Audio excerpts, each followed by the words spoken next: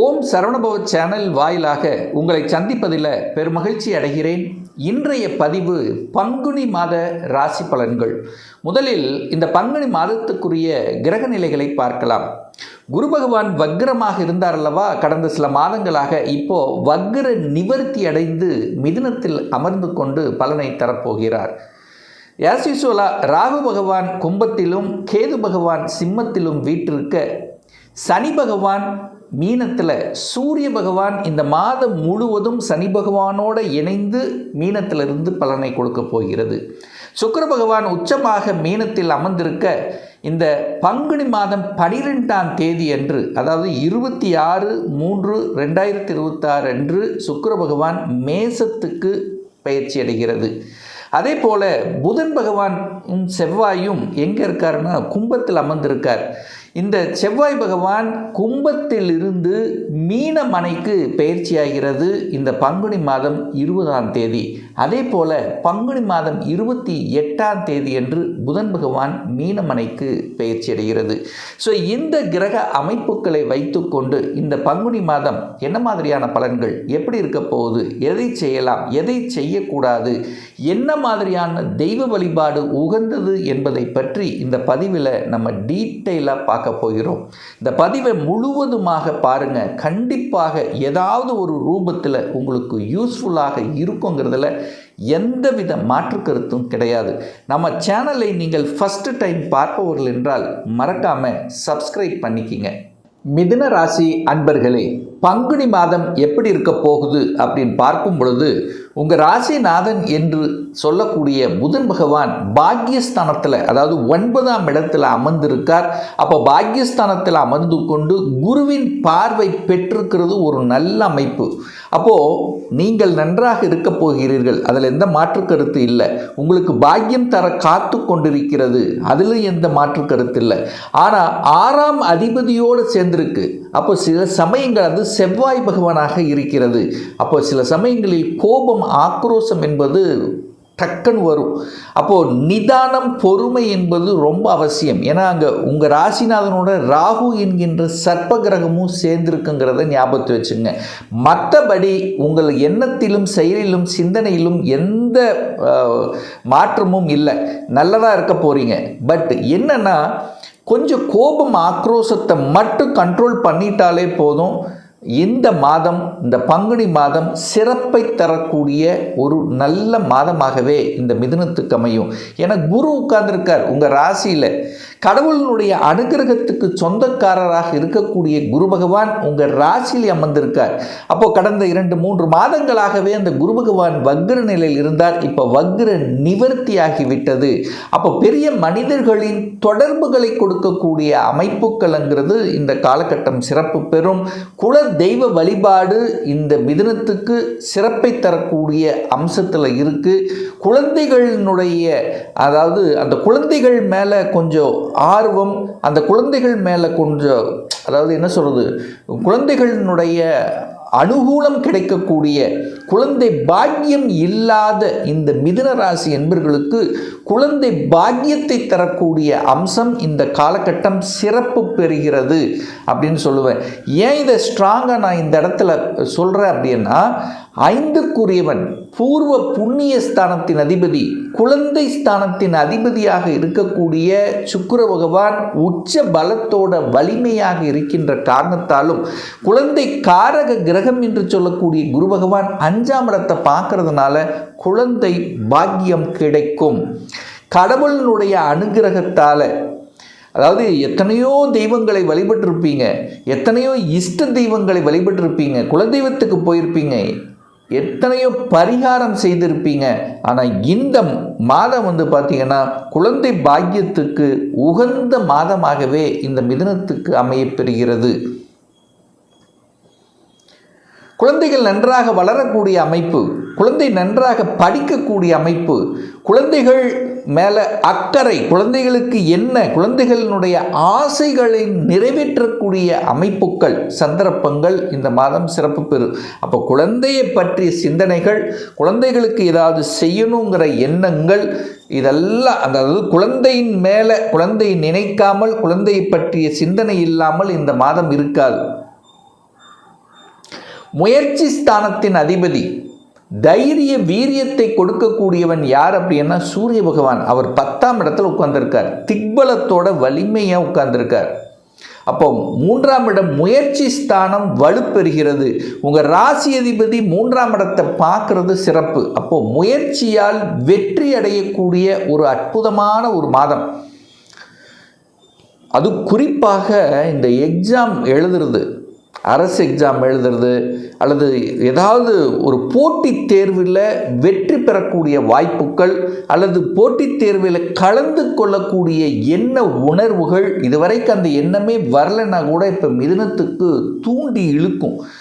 ஒரு டிஎன்பிஎஸ்சி எழுதணும், ஒரு குரூப் தேர்வு எழுதணும், ஒரு யூபிஎஸ், அதாவது ஒரு state government central government exam எழுதணும் என்கின்ற எண்ண உணர்வுகள், ஆசையை தூண்டக்கூடிய அமைப்பு இந்த மாதம் சிறப்பு பெறும் மிதுனத்துக்கு அப்படின்னு சொல்லுவேன்.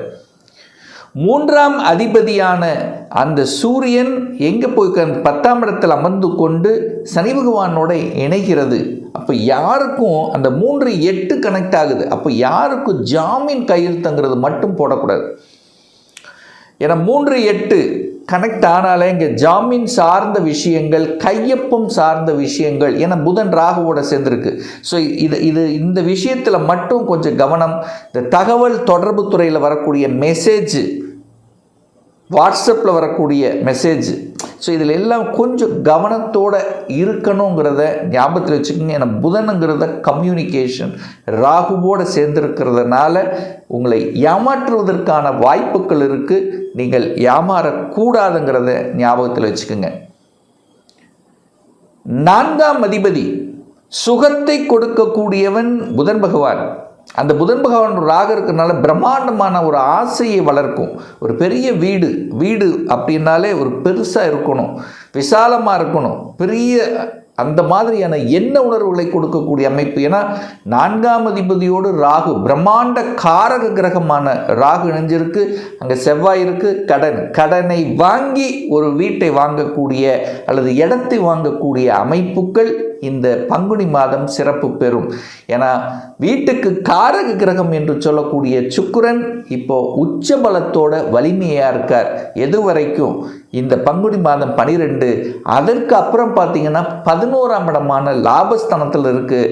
அப்போ இந்த மாதம் முழுவதும் வீடு சம்பந்தப்பட்ட அதை ஆல்டர் பண்ணுறது, வீட்டுக்கு தேவையான பொருள்களை வாங்குவது, இடத்தை வாங்குறது, நிலத்தை வாங்குறது, இந்த மாதிரி இடம் நிலம் சார்ந்த விஷயங்கள், வாகனம் சார்ந்த விஷயங்களும் சிறப்பு தரக்கூடிய ஒரு நல்ல மாதமாகவே இந்த மிதுனத்துக்கு அமையிருக்குன்னு சொல்லலாம்.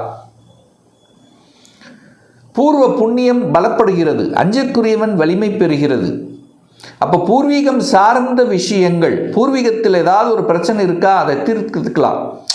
ஒரு பாக பிரச்சனை, சொத்து பிரச்சனை, ஏதாவது ஒரு சின்ன ஒரு பிரச்சனை, பூர்வீக சார்ந்த விஷயத்தில் பிரச்சனைகள் எல்லாம் தீர்த்து கொள்ளக்கூடிய ஒரு காலகட்டமாக அமைகிறது. அஞ்சுக்குரியவன் 10ல் இருக்குது, சூரியனோட சேர்ந்திருக்கிறதுனால அரசு விஷயத்தில் வெற்றி தான்.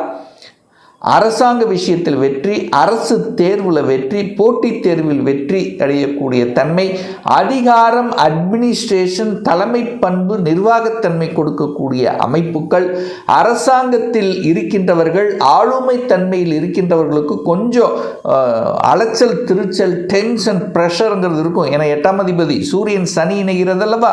அப்போ சூரியன் சனி இணைஞ்சாலே அந்த இடத்துல ஒரு ப்ரெஷருங்கிறது கண்டிப்பாக இருக்கும். அது அரசாங்கத்தில் இருக்கின்றவர்கள், அதிகாரத்தில் இருக்கக்கூடிய மேல்மட்ட நபர்களுக்கு கொஞ்சம் ப்ரெஷர் இருக்கும். கொஞ்சம் கவனத்தோடு செயல்படணுங்கிறத மைண்டில் வச்சுக்கோங்க.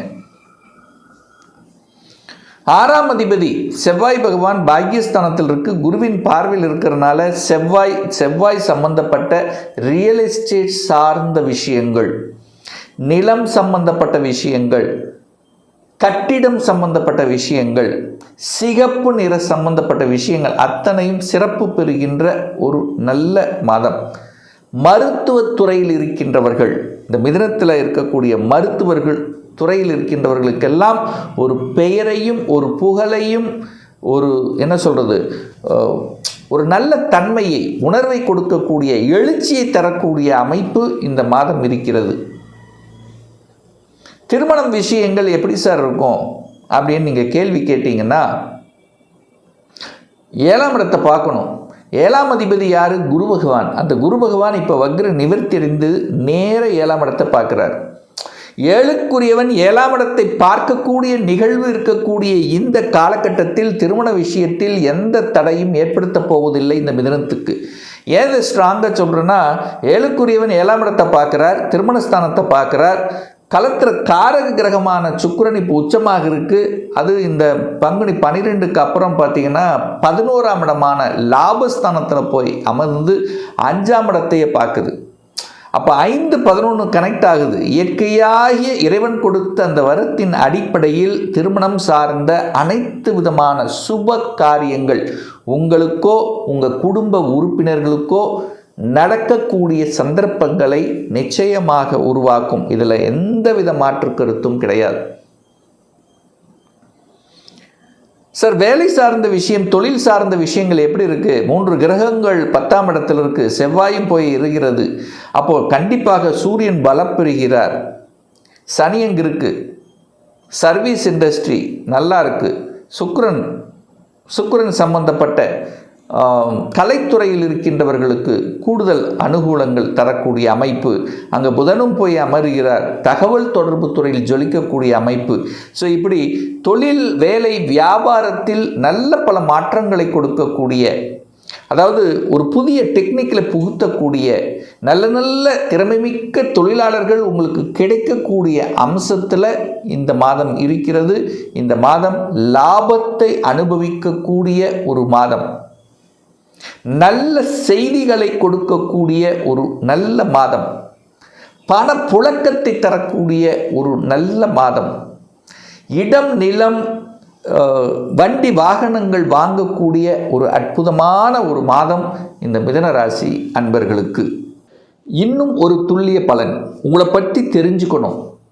வேலையா தொழிலா? தொழில் செய்யணும்னா கொடுப்பினை இருக்கா? என்ன படிக்கலாம்?